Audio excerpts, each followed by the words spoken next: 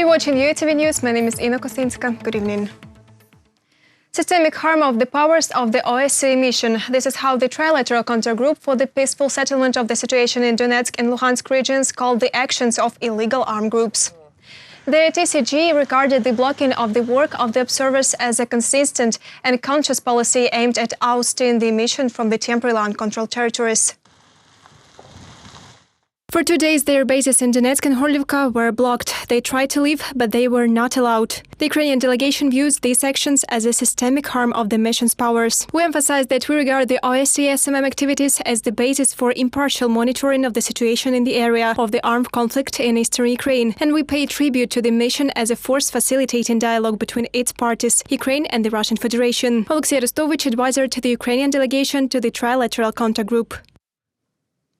The special monitoring mission of the OSCE in its report noted that on Sunday their observers were blocked by members of illegal armed groups in Horlivka, in the temporarily uncontrolled territory of Donetsk region. The owner of the hotel where the patrol base of the observers is located said that the mission staff were forbidden to leave the building, allegedly by order of the occupation authorities. The same situation in the temporarily uncontrolled Donetsk. Weapons, ammunition, radar surveillance and medical equipment. The armed forces of Ukraine received a batch of additional assistance from the US government. This cargo is the example of the strategic partnership between the United States and Ukraine, in the armed forces emphasized. During the last visit of Ukrainian President Volodymyr Zelensky to the United States, the countries signed a framework agreement on the strategic foundations of defense partnership. It concerns projects in the sphere of research, development and testing. The total amount of additional assistance will be $60 million. This is in addition to the $250 million previously agreed by the governments. З метою досягнення повної взаємосумісності Збройних сил України. In order to achieve full compatibility of the armed forces of Ukraine with NATO member states, the Cabinet of Ministers of Ukraine agreed and supported the initiative of the President of Ukraine, Volodymyr Zelensky, on the supply of medical equipment and weapons with ammunition. Today, the second batch of goods received under this agreement has been unloaded. Ukraine, the European Union and the United States condemn Moscow for holding an all-Russian census in Crimea. Kyiv called on the international community not to recognize its results because the census is taking place in the temporarily occupied territories of Ukraine. Details next. Kyiv condemns the conduct of the census by Russia in the temporarily occupied Ukrainian territory and calls on the international community not to recognize or use its results. Such actions of the Russian Federation are directed against the state sovereignty and territorial integrity of Ukraine and constitute continued efforts to legitimize the attempted annexation, the temporarily occupied territory of the Autonomous Republic of Crimea and the city of Sevastopol, as well as to extend Russian legislation to this territory. Minister of Foreign Affairs of Ukraine.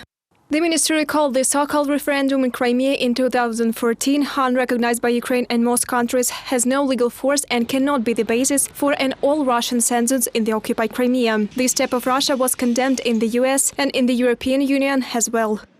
The European Union calls on Russia to stop all violations of international law and international humanitarian law on the Crimean Peninsula. The European Union will continue to work for a peaceful end of Russia's illegal annexation of the peninsula, as reiterated at the first summit of the International Crimean Platform on 23 August. Peter Stena, lead spokesperson for foreign affairs and security policy. The last time Russia conducted a census in Crimea in 2014. Compared to the all-Ukrainian census in 2001, the number of Ukrainians and Crimean Tatars on the peninsula has significantly decreased. At the same time, according to the chairman of the Majlis of the Crimean Tatar people, Rifat Chubarov, the number of Russians increased by 1 million since the beginning of the occupation of the peninsula. They will show a much smaller number of Crimean Tatars than in fact on the territory of the Crimean Peninsula, in order to lead everyone to believe that this is such a small value that is unworthy of any attention, especially the rights of the indigenous people of Crimea.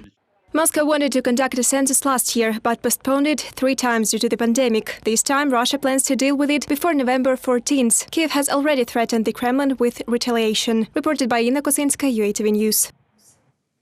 Russia continues to commit war crimes in the occupied Crimea, calling on the indigenous inhabitants of the peninsula to join the ranks of the Russian armed forces. Since 2015, the invaders have already organized 15 conscription campaigns, sending more than 31,000 Crimeans to serve. In this regard, human rights defenders document all cases of war crimes committed by Russia known to them. After that, together with the Prosecutor's Office of the Autonomous Republic of Crimea and the city of Sevastopol, they sent the collected facts to the International Criminal Court to initiate the investigation. The result on the international stage is that we sent 2 news reports to the International Criminal Court. Both of these messages have been included in the annual reports.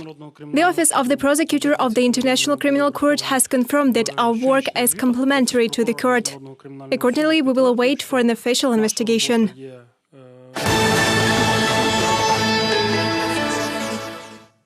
More than 11,000 new cases of COVID-19 in Ukraine. According to the Ministry of Health, almost every 10th of them is a child. The leaders are Odessa and Kharkiv regions.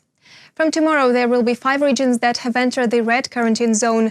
Our correspondent found out whether Ukrainians are ready to strengthen quarantine measures and who will control their observance. According to the Ministry of Health of Ukraine, the incidence of COVID-19 is at a high level and continues to grow. Due to the complication of the epidemic situation, all large regions are introducing a red level of epidemic, which has additional quarantine restrictions. The red zone was introduced in the Kherson region on Friday. 4 more regions will be Zaporizhzhia, Odessa, Donetsk and Dnipropetrovsk. Experts say that this is a necessary measure. We live as if we have no pandemic. All people on the planet have a pandemic and we have some kind of mass events. Of course, nowhere in particular, no one did control the situation, at least minimally. A mask, social distance, by the way, these are the most important moments.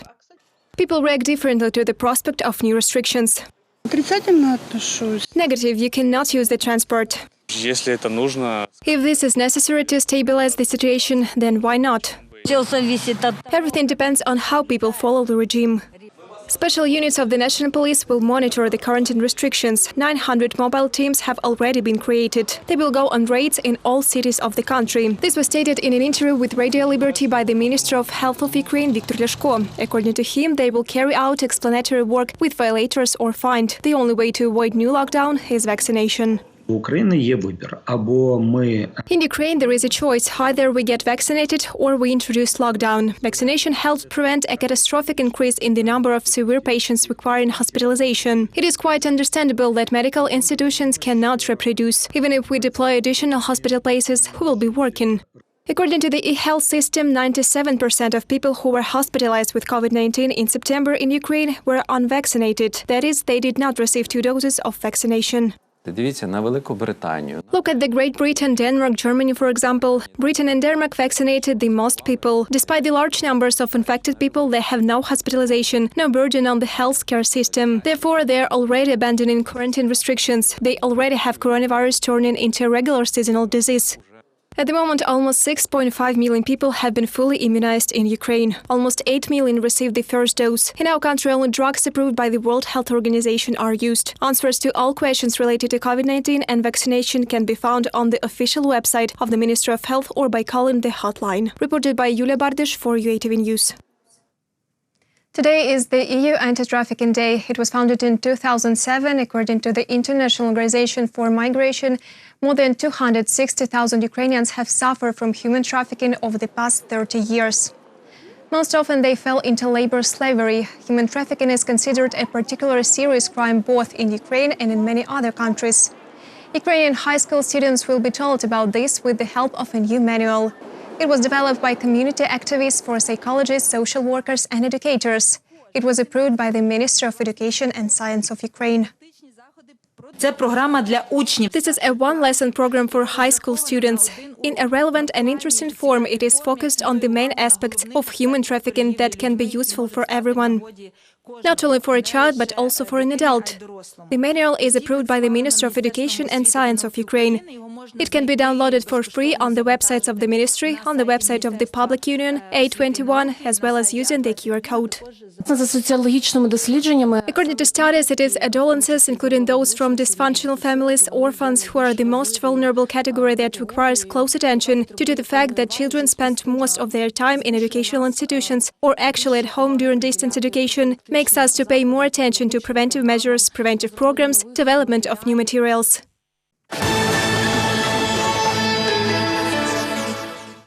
The IT sphere, transportation, trade in meat and dairy and confectionery products, oil products. This is not a complete list of what unites Ukraine and Azerbaijan. Now, on the 30th anniversary of the establishment of diplomatic ties between the countries, they are reaching a new level of cooperation. Representatives of the official Kyiv and Baku spoke about this during a roundtable organized by the Embassy of Azerbaijan with the participation of Ukrainian diplomats and representatives of ministers. Today, thanks to the efforts of the two presidents, Aliyev and Zelensky, I believe that Ukrainian-Azerbaijani relations have reached a new level. Of course, this is a requirement of the times. We need each other. We are two states fighting for territorial integrity. We are two potentials. Our people have long been linked by strong friendship and countless threads of business, cultural and human relations. Recently, the Ukrainian government decided to translate the Crimean Tatar language into Latin script. And this is another direction for the development of our relations, because here a unique experience that is very interesting for Ukraine. The Crimean Tatar alphabet returns to the version that was used until 1939 in Latin. The corresponding resolution was adopted by the Cabinet of Ministers. The gradual transition will last until September 2025. Our correspondent will tell about the historical importance and implementation of this process. For the first time, the Crimean Tatar language used the Latin alphabet in 1928, then Arabic. This was a part of the natural development of the Turkic languages. However, in 1939, the USSR imposed the Cyrillic alphabet on the Crimean Tatar people. Therefore, the decision to return to a more natural Latin alphabet in the 19th was logical. In 1991, the Kurultai of the Crimean Tatar people made such a decision. It was the end of the USSR in June. We held several international conferences, including with the involvement of the most famous scholars in the sphere of the Turkic languages. The solution of this issue, for various reasons, was postponed by the official authorities of Ukraine for almost 30 years. The current government asserts that return to the Latin alphabet is a victory from both the ethical and practical sides. It is important that this creates additional opportunities for Ukraine to interact with the Turkic countries, our strategic partners. Every Ukrainian who will have the basics of the Crimean Tatar language will feel more confident in travel or business contacts in the same Turkey, Azerbaijan, Kazakhstan or Uzbekistan. Alexei Reznikov, Vice Prime Minister, Minister for Reintegration of the Temporarily Occupied Territories of Ukraine. The number of letters in the Crimean Tatar alphabet will be reduced, but each character will correspond much more to the original phonetics. The transition process will take 5 years. The use of the Latin alphabet in all spheres of life of the Crimean Tatar people will be actively promoted, and educational institutions will be guided by the instructions of the Minister of Education. At the moment, the manuals that we have purchased are in Cyrillic. We are working with the Minister of Education and Science and the Minister of Reintegration in order to introduce the norms and rules that have now been adopted. Legislative initiatives are our duty. Accordingly, we will develop the plan in accordance with the recommendations that will be sent to us from the Minister of Education and Science. The transition to the Latin alphabet is a part of the strategy for the development of the Crimean Tatar language until 2032. This strategy aims to support the indigenous people of Ukraine. Reported by Yina Kosinska, Danilo Kobza for UATV News. That's all for this hour. More updates on our official website, YouTube, Twitter and Facebook pages. Thank you for staying with the UATV channel. See you tomorrow. Goodbye.